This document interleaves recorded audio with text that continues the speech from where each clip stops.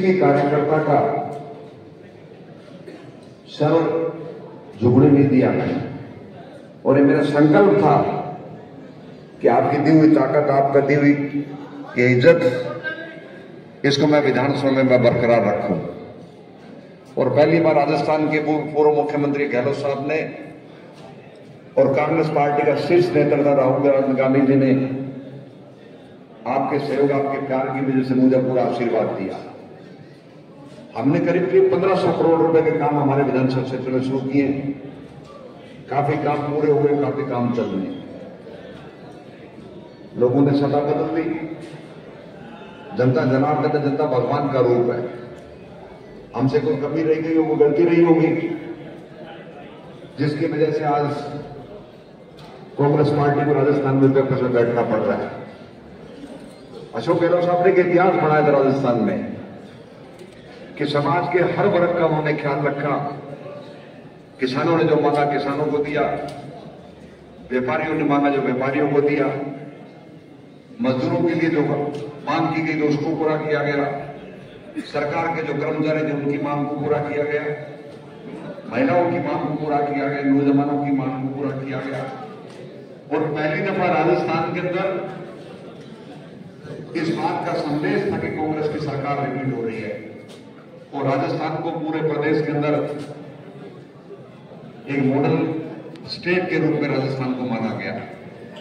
सरकार ने किसी प्रकार की कमी नहीं छोड़ी थी और हर व्यक्ति की जबान पे ये बात थी कि हमारी सरकार रिपीट हो रही है, हमारे विधायक भी बन रहे हैं और ताकि आने वाले समय में 24 में ऊर्जा और तेजी से हम इस काम की जो विकास के काम शुरू किए उसको हम आगे बढ़ाएंगे।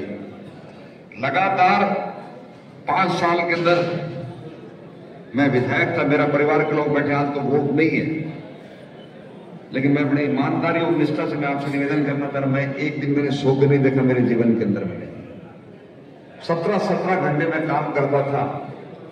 यहां से लोगों के कागज लेके जाता, जयपुर में उसको पूरा करता और अगले दिन फिर मैं वापस आता। कोई कमी रह गई होगी, कई साथी नाराज भी रहे और अक्सर इस बात की चर्चा हमारे खिलाफ फैलाई गई कि सब कांग्रेस का तो कार्यकर्ता नाराज हो गया। विधायक के भाई पे सजे टैक्स का आरोप लगाया गया। इतने लोग बैठे हैं यहां, कोई आदमी साबित कर दे कि हमने किसी से 5 पैसे भी मांगेंगे क्या? आज तो वोट नहीं है। मेरे परिवार के लोग बैठे, मैं आपके बीच में बात कर रहा हूं एक परिवार का मुखिया होने के नाते में, लेकिन विपक्ष के लोग से प्रचार इतना ज्यादा कर दिया गया, वातावरण खराब कर दिया गया। हमारे बीच में जयचंद भी थे लोग जिन्होंने जयचंद की भूमिका को अदा किया, जिन्होंने 5 साल हमसे काम लिए और आखिर वक्त में पाला बदल के चले गए दूसरी तरफ। लेकिन ना तो कांग्रेस कमजोर हुई, ना आपका विधायक कमजोर हुआ और ना ही कांग्रेस का कार्यकर्ता कमजोर हुआ। उन्होंने जो काम किया और हमें सब लोगों मिलकर जो काम करना है हम लोग काम करेंगे, लेकिन आपके विधायक के दामन को दाग नहीं किसी प्रकार का। ये मैं पब्लिक डोमेन में लोगों के बीच में बात कह रहा हूं मैं कि 5 साल के दौरान हमारे घर पे कोई आया, हो सकता है मैं बड़े कप में चाय कॉफी नहीं पिला पाया, मैं किसी को बिस्कुट नहीं खिलाए होंगे, लेकिन मेरे परिवार की हैसियत क्या थी ये भी आपसे कुछ छुपी हुई नहीं है। लोग 5 साल विधायक पढ़ते पता नहीं क्या क्या करते हैं। मेरे तो कोई परिवार है, मेरा भाई आज भी काम कर रहा है। और मैं अक्सर मीटिंग में बात कहता था, मैंने राहुल गांधी की प्रेजेंस में बात कही कि एक मजदूर के बेटे को कांग्रेस पार्टी ने 3 दफा टिकट दिया।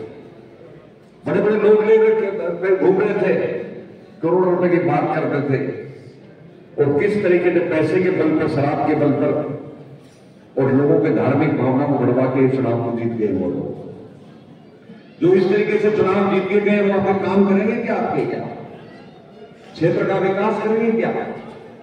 ये 500 ओलंपिक के मेरे साथी आए हुए, मुझे कल परसों बताया किसी ने कि सब शराब की भट्टी वापस स्टार्ट हो गई है। मैंने शराब की भट्टी के लिए इनको स्कूल दिया, मैंने 12वीं का आम व्यक्ति के लिए मैंने अस्पताल दिया। मैंने वो रास्ता नहीं चुना, मैंने भावी पीढ़ी के लिए रास्ता चुना। लगो अगर इन लोगों को भट्टी पसंद है तो भट्टीमार को चुन लिया इन लोगों ने। इन लोगों को दूसरे काम पसंद है, उसको नहीं चुन लिया। मेरी मंशा थी क्षेत्र के लंबे समय से जो विकास के काम रुके हुए थे, उस विकास के काम को आगे बढ़ाए और करीब 1500 करोड़ के आसपास के काम हमारे क्षेत्र में 50 स्कूल अपग्रेड किया हमने, अंग्रेजी के स्कूल खोले, अस्पताल खोले, सड़कें बड़ी, खाड़े बड़े किसानों के, और जो कर सकते थे हमने किया। नए व्यक्ति को कमी रह गई हम लोगों में, लेकिन किसी जेब काटने का काम नहीं किया आपके विधायक ने। मुझे चुनाव में किसी ने कहा कि साहब वो तो पैसे बांट रहे हैं, शराब भी बट रही है। मैंने कहा मैं चुनाव छोड़ना मंजूर करूंगा मको, ना मैं पैसे बांटूंगा ना मैं शराब बांटूंगा, मेरे पास है ही नहीं, मैं किस तरीके बांटूंगा। और ना ही मेरा कार्यकर्ता कोई ऐसा काम करता, मेरा कार्यकर्ता, मेरे कार्यकर्ताओं का दामन भी साफ है, जो तो लोग भी आए लोगों का दामन भी साफ है, उनसे भी काम नहीं हो सकता उन लोगों का काम। मुझे फक्र है आप लोगों के ऊपर, और मैं लाखों लोगों के बीच में कह सकता हूं कि सादुल शहर का जो कांग्रेस का कार्यकर्ता था, उसकी नीयत भी ठीक थी और नीति भी उसकी ठीक थी। उसकी को गलती रही, वो मेरी गलती मानता, मैं परिवार का मुखिया था, मेरी गलती थी, मेरी वजह से नुकसान हुआ था। आपकी तरफ से नुकसान नहीं मानता। मैं आपका धन्यवाद करना चाह रहा हूं कि आपने भगवान कृष्ण की तरह सारथी पड़ के गरीब का हाथ पकड़ा था, आपने दिया। मुझे सुधारा शब्द के आपने आशीर्वाद मुझे दिया था। मेरे पास शब्द नहीं कि मैं आपका कैसे धन्यवाद मैं आपका करूं। हार जीत का फैसला भगवान के हाथ में था, जनता के हाथ में था। जनता ने फैसला कर दिया, लेकिन झूठी अफवाह फैलाकर चुनाव जीता गया बीजेपी की तरफ से।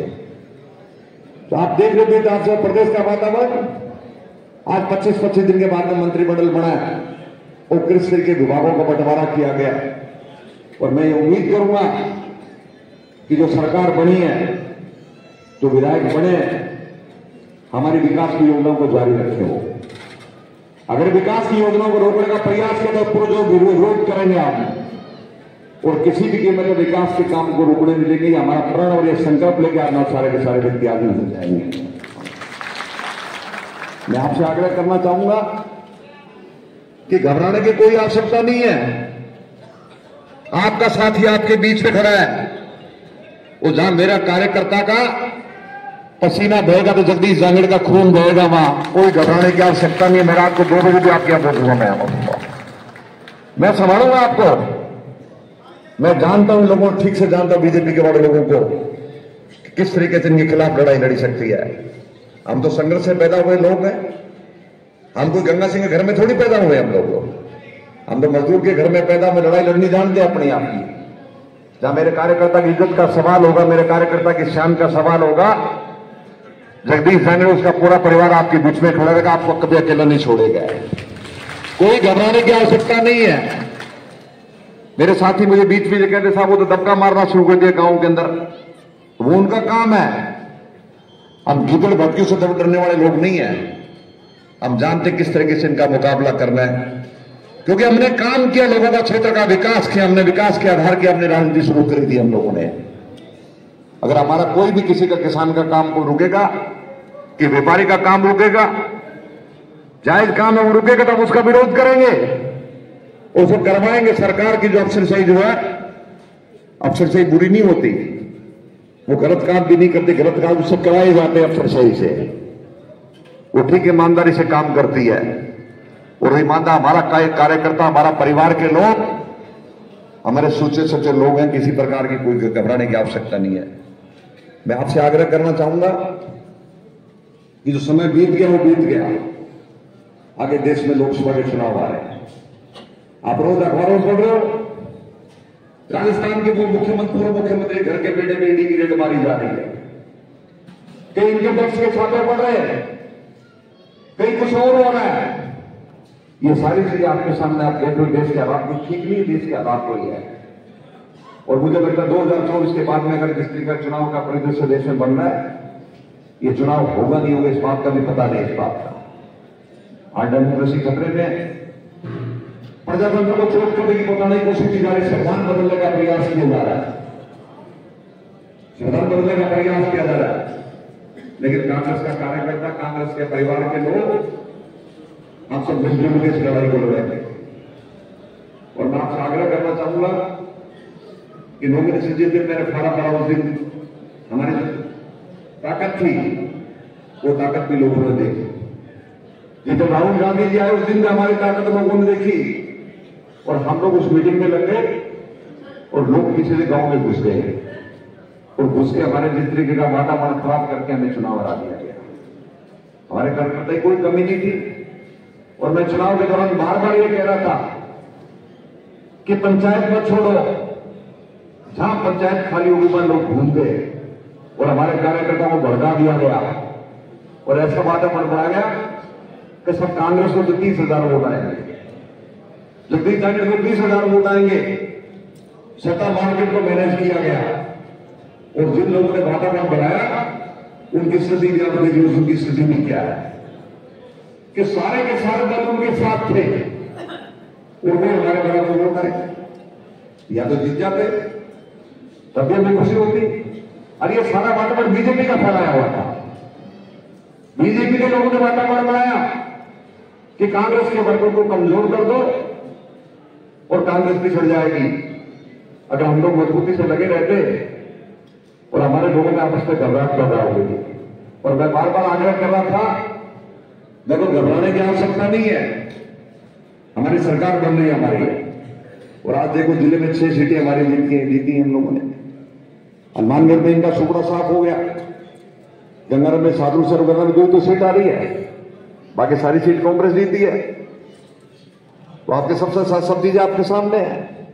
इसलिए मैं आपसे आग्रह करना चाहूंगा कि आज जो देखिए आपने जो मीटिंग रखी है, मेरी मनसा से सारे कार्यकर्ताओं को धन्यवाद करना। और मैं एक बारी ज्यादा लंबी बात नहीं करूंगा क्योंकि लंबी बात करने का समय नहीं है। आज तो मैंने जिन लोगों ने दिन रात मेहनत करके 24 घंटे जिस तरीके से आपने लड़ाई लड़ी है क्षेत्र के, जिस तरीके से आपने मुझे आशीर्वाद दिया, मैं उसके लिए आपका शुक्रगुजार हूं मैं। और पूरी जीवन भर तक, जब तक मेरे में प्राण रहेंगे, जब तक सांस है, मैं आपका कर्जदार रहूंगा। ये मैं आपसे निवेदन करना चाह रहा हूं। और 24 घंटे आपके लिए तैयार रहेंगे। भोजन का प्रबंध किया गया, आराम से बिल्कुल। मैं 2-3 घंटे यही हूं, जब तक एक एक कार्यकर्ता खाना खा के नहीं जाएगा तब तक मैं यही रहूंगा।